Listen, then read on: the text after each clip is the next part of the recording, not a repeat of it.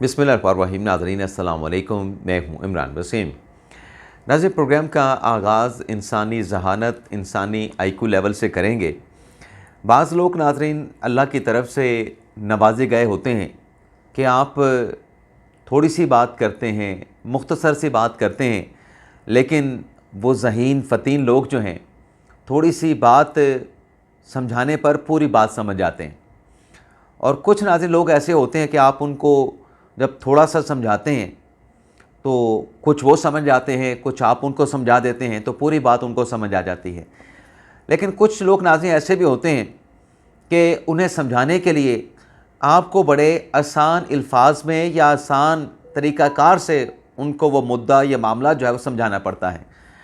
अब हमारे प्रोग्राम में कुछ देखने वाले, ये जो सारी बात मैंने आपके साथ की है, कुछ दोस्त कहते हैं कि बात को लंबा ना करें, अल्लाह ताला ने उनको नवाजा है और मेरे लिए वो बड़े काबिल एहतराम हैं। लेकिन हमारे देखने वालों में कुछ ऐसे भी हो सकते हैं और मुमकिन तौर पे होंगे कि जिन्हें अगर आप पूरी बात अगर ना समझाएं, आसान अल्फाज में ना बताएं, तो शायद वो ना समझ सकें। तो इसलिए जो हमारे हाई आईक्यू लेवल वाले जो देखने वाले हैं वो हमारे लिए काबिल एहतराम तो हैं, लेकिन उन लोगों का भी सोचा करें। उनके लिए हम बात को आसानी से समझाने के लिए थोड़ा सा लंबा करते हैं, बाकी हमारा बात को लंबा करने का मकसद कोई होता नहीं है। तो आज के प्रोग्राम का इब्तदाइया मैंने स्किप किया है सिर्फ ये बात समझाने के लिए, और आपका फ़ीडबैक आता रहता है, मैं पढ़ता रहता हूँ। लेकिन इस प्रोग्राम में नाज़रीन जो ख़बरें आपके साथ शेयर करने जा रहे हैं, उसमें पहली ख़बर जो आपके साथ हम शेयर करेंगे नाज़रीन, वो नाज़रीन ये है कि इमरान खान और बुशरा बीबी साहिबा का जो इद्दत निकाह का जो मुकदमा था, जब वो केस अदालत में चल रहा था, ट्रायल कोर्ट में, तो बहुत सारे हमने देखे ऐसे लोग जो ये कहते थे कि ये गंदा मुकदमा है, गलत केस है, इस पे बात ना करें। अब बात यह है कि इद्दत की बात तो कुरान पाक में की गई है। अगर इद्दत की खिलाफ वर्जी हुई है तो अल्लाह ताला के अहकामात की खिलाफ वर्जी हुई है। मैं यहाँ पे इमरान खान और बुशरा बीबी साहिबा की बात नहीं कर रहा, लेकिन आप कुरानी अहकामात की खिलाफ वर्जी नहीं कर सकते। जो कुरान में लिखा है वो हरफ आखिर है, वो अल्लाह ताला का फरमान है। अब जो इस केस में, इद्दत निकाह केस में इमरान खान और बुशरा बीबी साहिबा को जो सज़ा हुई, जो ख़बर मैं आपके साथ शेयर करने जा रहा हूँ, वो ख़बर नाज़रीन, वो सज़ा नाज़रीन एपलेट फ़ोरम पे ख़त्म कर दी गई। इस बरियत के फ़ैसले के ख़िलाफ़ इमरान खान और बुशरा बीबी साहिबा को जो बरी किया गया, इस एक्विटल के फ़ैसले के ख़िलाफ़ खावर मानिका ने जुलाई 2024 में इस्लामाबाद हाई कोर्ट में अपील दायर की थी। यह अपील नाज़रीन पहली बार इस्लामाबाद हाई कोर्ट में कल ज़ेरे समात आने जा रही है, और इस अपील पर नाज़रीन समात करेंगे जस्टिस आज़म खान। तो देखते हैं कल इस समात में खावर मानिका की अपील पर क्या हेयरिंग और पहली हेयरिंग का क्या हुक्मनामा सामने आता है। अपील एक्सेप्ट होती है बरियत के ख़िलाफ़, इमरान खान बुशरा बीबी साहिबा को नोटिस होते हैं, वकला जो खावर मानिका के हैं अदालत को मुतमिन कर पाते नहीं कर पाते, ये कल पता चलेगा। दूसरा नाज़रीन एक और चीज़ जो सामने आई है वो नाज़रीन ये है कि जो PTI की मुज़ाकराती कमेटी के जो तर्जुमान थे हामिद रज़ा साहब, उनकी तरफ से स्पीकर कौमी असम्बली अय्याज सादिक पर एक इल्ज़ाम लगाया गया है। अब इल्ज़ाम नाज़रीन क्या है, उस इल्ज़ाम का मुज़ाकरात के साथ कोई लेना देना, कोई ताल्लुक़ वास्ता दूर पर तक भी नहीं है। हामिद रज़ा साहब नाज़रीन दरअसल जो कौमी असम्बली की कमेटी है, इंसानी हकूक़ की स्टैंडिंग कमेटी, उसके चेयरमैन हैं। 1 जनवरी और 2 जनवरी को इंसानी हकूक़ की स्टैंडिंग कमेटी में हामिद रज़ा साहब ने अडयाला जेल का दौरा करने का, मतलब कमेटी की तरफ से हामिद रज़ा साहब ने कहा कि जो हमारी इंसानी हकूक़ की कमेटी है ये अडयाला जेल का दौरा करेगी। इस हवाले से स्पीकर कौमी असम्बली अय्याज सादिक को उनके ऑफिस को लेटर लिख दिया गया कि आप इंतज़ामात करें, और ये कमेटी इंसानी हकूक़ की अडयाला जेल का दौरा करना चाहती है। कैदियों के साथ इंसानी सलूक हो रहा है, कैदियों के साथ इंसानी सलूक नहीं हो रहा है, हम ये देखना चाहते हैं। तो अब नाज़रीन वो जो लेटर हामिद रज़ा साहब ने लिखा था, उस लेटर पे कुछ रिस्पांस शायद नहीं मिला हामिद रज़ा साहब को, और हामिद रज़ा साहब ने डायरेक्टली इल्ज़ाम ये लगाया स्पीकर साहब पे कि वो इंसानी हकूक़ की स्टैंडिंग कमेटी का जो दौरा अडयाला है उसके रास्ते की रुकावट बन गए हैं। اس پر ناظرین جواب دیا گیا ہے اسپیکر ایاز صادق کی طرف سے، جس میں انہوں نے یہ کہا ہے، بلکہ اسپیکر قومی اسمبلی کی طرف سے، کہ جو ریکویسٹ انسانی حقوق کمیٹی کی آئی تھی وہ کمیٹی اسپیکر آفس کی طرف سے، کیونکہ اڈیالہ جیل پنجاب حکومت کے دائرہ اختیار میں جورسڈکشن میں آتی ہے، تو یہاں سے آپ کی جو ریکویسٹ ہے اسے پنجاب حکومت کو، ہوم ڈپارٹمنٹ کو فارغ بھجوا دیا گیا تھا، تو وہاں سے جو فیصلہ ہونا ہے وہ پنجاب حکومت کے ہوم ڈپارٹمنٹ نے کرنا ہے کہ آپ کو اجازت ملتی ہے، آپ کو اجازت نہیں ملتی، تو آپ اسپیکر چیمبر پہ یا اسپیکر آفس پہ جو ہے اس قسم کا الزام نہ لگائیں کہ آپ کی ملاقات میں کوئی اسپیکر آفس یا اسپیکر جو اسمبلی ہے یا صادق صاحب وہ کوئی رکاوٹ بن رہے ہیں۔ ایک ناظرین یہ معاملہ ہو گیا۔ اس کے علاوہ ناظرین اگلی خبر یہ ہے کہ عمران خان صاحب کے ایک بڑے فیورٹ ہوا کرتے تھے، اور وہ پچھلی جو اسٹیبلشمنٹ تھی، عمران خان صاحب جب خود وزیر اعظم تھے تو ان کے نیچے آرمی چیف جنرل باجوہ صاحب تھے، ان کے نیچے D G I S I general Faiz Hamid صاحب تھے، تو ایک ناظرین بڑی اہم شخصیت ہیں جو ریڈار پہ آئی ہیں، اور وہ شخصیت بڑی فیوریٹ تھیں باجوہ صاحب کی بھی، اور ساتھ میں فیض حمید صاحب کی بھی، اور عمران خان صاحب کی، بلکہ پوری پاکستان تحریک انصاف کی بندے وہ پورے کر لیتے تھے۔ اب ناظرین اہم شخصیت کون ہے، میں صرف نام نہیں بتا رہا، اور یہ پتہ یہ چلا ہے کہ جو انویسٹیگیٹ اب تک فیض حمید صاحب کو، ایک تو ٹاپ سٹی والا کیس ہے، دوسرا وہ ریٹائرمنٹ کے بعد پوسٹ ریٹائرمنٹ پر جو انہوں نے پولیٹیکل ایکٹیویٹیز میں خود کو انڈلج کیا، اس سے متعلق جو کیس ہے ان میں، اور پھر جو 22 مئی والا جو معاملہ ہے، 9 مئی والا جو معاملہ ہے، اس پر جو انٹیروگیٹ کیا گیا ہے، اس میں اس فیورٹ شخصیت کا نام آیا ہے۔ اب ناظرین وہ فیورٹ شخصیت ایسی ہیں، مطلب جو میں نے کہا کہ وہ بندے پورے کر لیتی ہیں، جب چیئرمین سینٹ صادق سنجرانی کے خلاف عدم اعتماد کی تحریک آئی تب بھی نمبر پورے ہوئے، عدم اعتماد کی تحریک ناکام ہو گئی، اور پھر ناظرین معافی چاہتا ہوں، الحمدللہ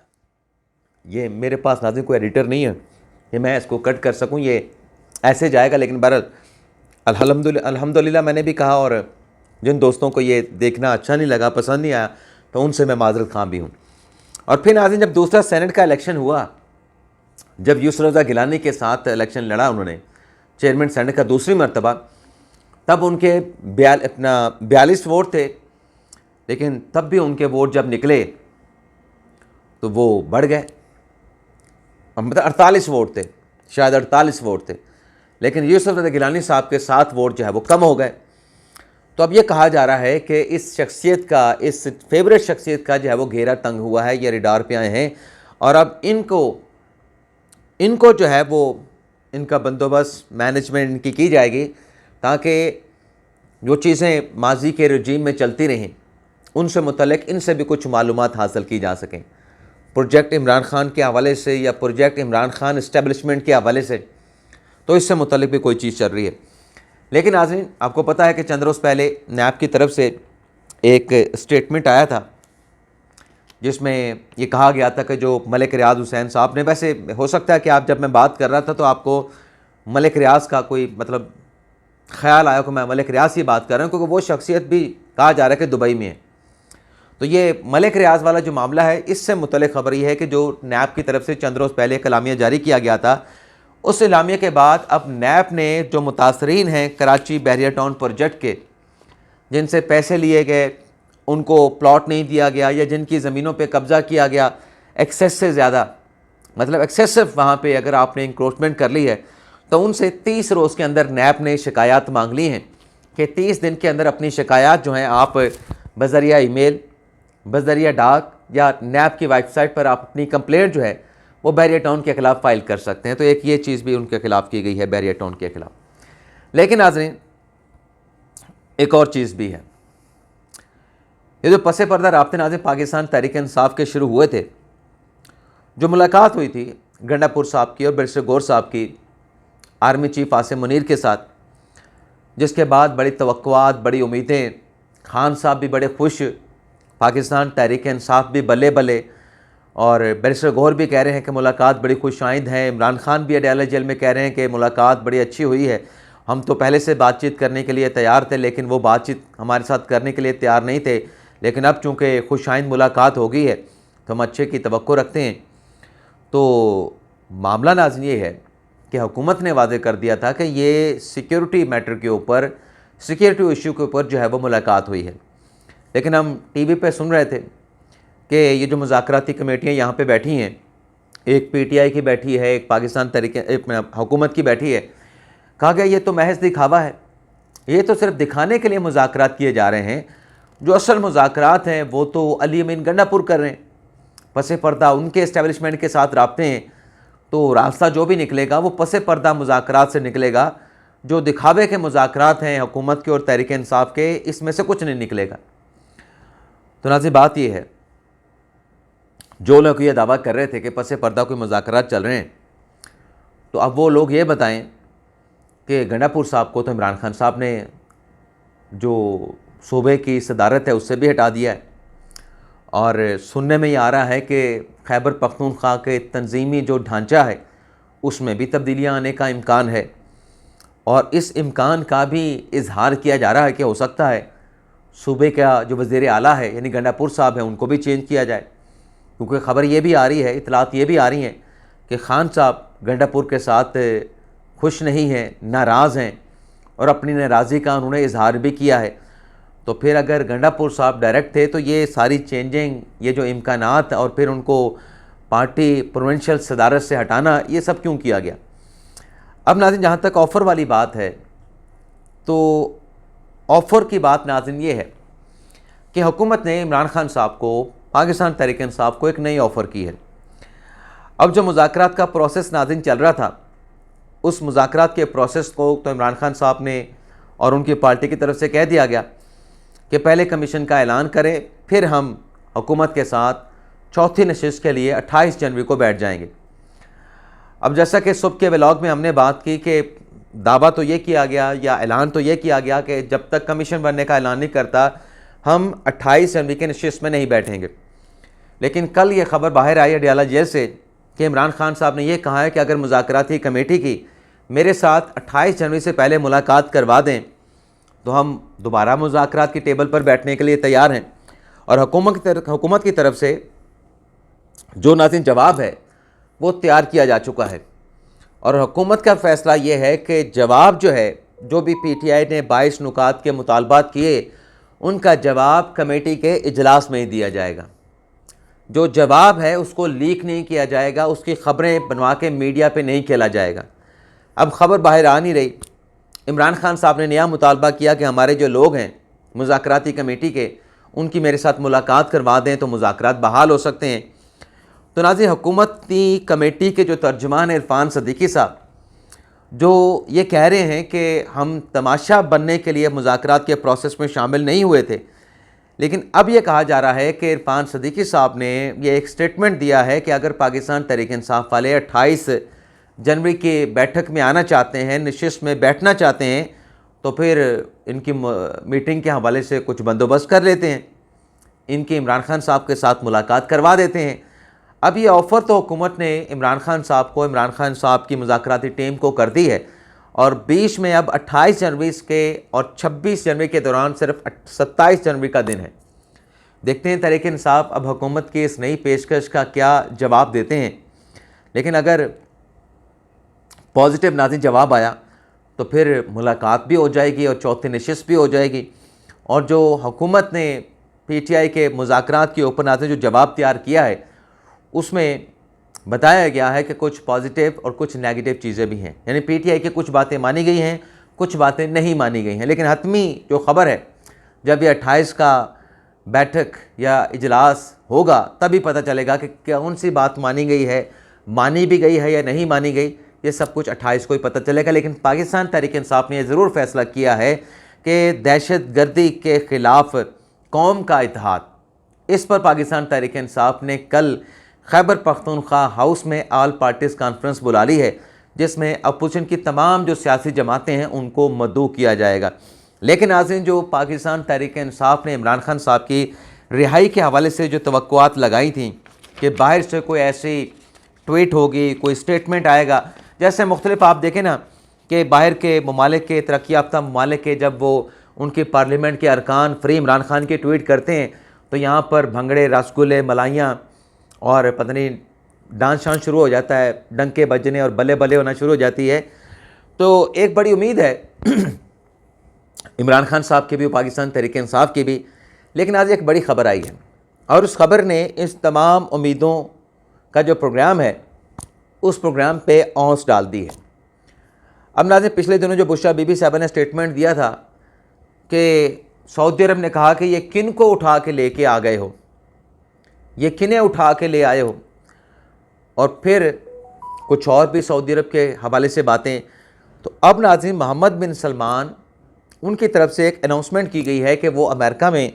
$600 ارب کی سرمایہ کاری کریں گے. $600 ارب کی سرمایہ کاری کریں گے. اور ڈونلڈ ٹرمپ نے آگے سے فرمائش یہ کی ہے کہ میں محمد بن سلمان سے کہوں گا، سعودی عرب کے پاس بڑا پیسہ ہے، میں ان سے ریکویسٹ کروں گا کہ یہ آپ $600 بلین کی انویسٹمنٹ کرنے کے بجائے آپ امریکہ میں $1000 بلین کی انویسٹمنٹ کریں. اب یہ 4 سال میں ساری انویسٹمنٹ ہونی ہے، کس مد میں ہونی ہے، کہاں پہ ہونی ہے، اس حوالے سے تو پتہ نہیں چلا ابھی تک کیونکہ، لیکن محمد بن سلمان نے 600 کا اعلان کیا ہے اور ٹرمپ صاحب نے $1000 کی انویسٹمنٹ کی خواہش کا اظہار کیا ہے. اب ناظرین یہ انویسٹمنٹ ہو جاتی ہے. اس انویسٹمنٹ کی صورت میں جیسا کہ ہم پہلے بھی رپورٹ کرتے رہے کہ محمد بن سلمان کے بھی تعلق ہیں، لیکن ان کے جو چھوٹے بھائی ہیں ان کا ٹرمپ صاحب کے جو داماد ہیں، بڑے داماد ہیں، ان کے ساتھ بھی تعلق ہے. تو یہ جو پھر توقعات پاکستان تحریک انصاف والے لگا کے بیٹھے ہیں، یہ توقعات کہاں پہ جائیں گے؟ کیونکہ پاکستان کے اسٹیبلشمنٹ کے، پاکستان کی حکومت کے، شریف خاندان کے، سعودی شاہی خاندان کے ساتھ بڑے اچھے مراسم ہیں. تو پھر وہاں سے کیا کچھ دباؤ آئے گا خان صاحب کی رہائی کے لیے؟ خان صاحب کے لیے کوئی فائدہ ہوگا؟ رہائی ملے گی، سزائیں ختم ہوں گی، مقدمات ختم ہوں گے نہیں ہوں گے؟ تو میرے خیال سے تو یہ ساری چیزیں آڑے آ جائیں گی. میرا ایک انالیسس ہے، غلط بھی ہو سکتا ہے، لیکن بظاہر تو یہ نظر آ رہا ہے ناظرین کہ کچھ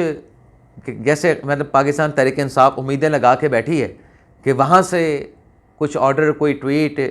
کچھ دباؤ آئے گا. لیکن میرے خیال سے ناظرین یہ دال گلنے والی نہیں ہے. اجازت چاہتے ہیں ناظرین، اللہ حافظ.